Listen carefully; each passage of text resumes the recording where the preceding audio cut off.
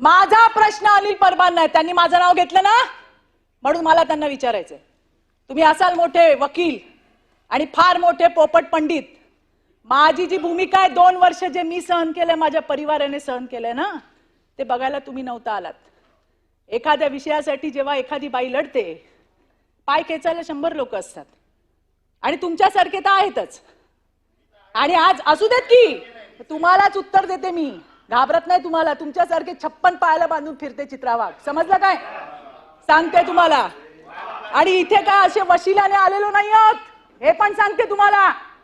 आणि म्हणून मला सांगायचंय की हिम्मत असेल तर यांनी विचारावं उद्धव ठाकरेंना, का घेतला त्याचा, का त्याला तुम्ही क्लीन चिट दिली. यांनी क्लीन चिट दिली नसती तर आज ते जे म्हणतात ना, ते झालं नसतं. काही नाही मिळालं